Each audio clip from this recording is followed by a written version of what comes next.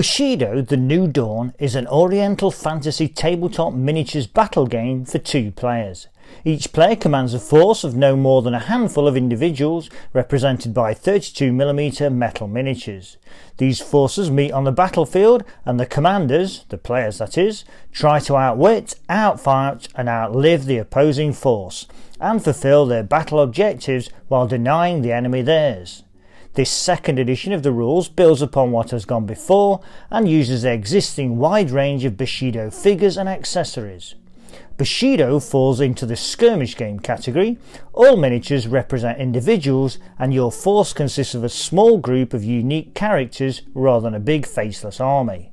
A game of Bushido is fast moving, flexible and fills with strategizing, counter-strategizing and counter-counter-strategizing.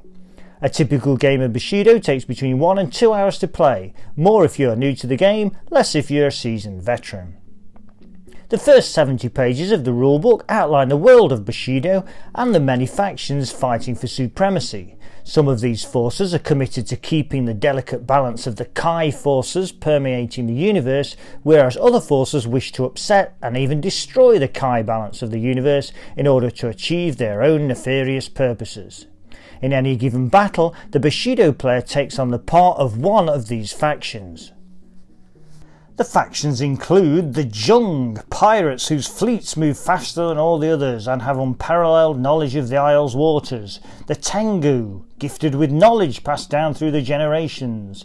Silver Moon Trade Syndicate, whose merchants control much of the crime and the trade lifeblood of the Jawar Islands. Then there's the Serpentine Aitu clan, the Dragon clan, the Shihu clan, the Cult of Yori, and the Savage Wave, demon creatures bent on the destruction of humankind and all that is holy. The actual rules are fairly straightforward, using 6-sided dice in various combinations, i.e. 1d6, 2d6, or parts thereof, i.e. d2, d3. Movement and ranged combat uses inches, with measuring of ranges only allowed after deciding to act. Play is designed to mostly take place on a 2x2 board, with a few figures per warband. The book outlines what is required to play the game, and there are specialised tokens available to record the different statuses. The game uses profile cards for each character in a warband, with all the information being recorded, such as numerical values for die rolls, traits for that character type, and fates, which are special abilities for that character. The game is partially powered by cards, which come with the figures themselves, and include special, enhancement, event and terrain cards. Players activate their characters, then choose simple or complex actions. Simple actions examples are run, reload, melee and walk. There are clear and characterful examples of play to aid in learning and using the rules. The die rolls made are tests of 2 types, either opposed or target. An opposed test is based upon the various stats of all the characters involved, who roll against each other using the identical number of dice, with modifiers etc. Target tests are where a character must roll equal to or more than the relevant stat shown on the card, usually the one shown in brackets. The more successful the roll made during the combat, for example, the greater the number of wounds caused against a character. There are rules for ranged and melee attacks, with good quality examples and a stage-by-stage approach to each method of attack.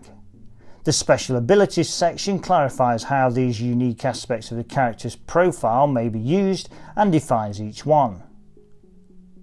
Model states are examined, including how these affect the ability of a character to function, and some of the true Kai fates and the use of traits, with the latter being defined one by one in the rulebook as well as on the profile card. Lastly, there are rules for deploying terrain and a number of scenarios, suggesting that the game is intended for tournament as well as casual gaming.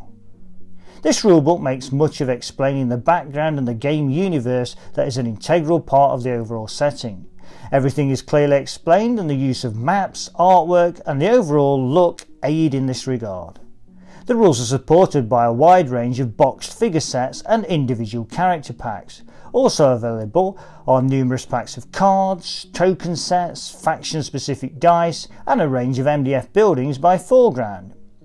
Bushido has a well-established and supported game universe. The actual rules themselves are simple, and there are plenty of easy to view examples to aid in grasping them. The overall feel is of a game that has been extensively playtested and is a labour of love for the authors.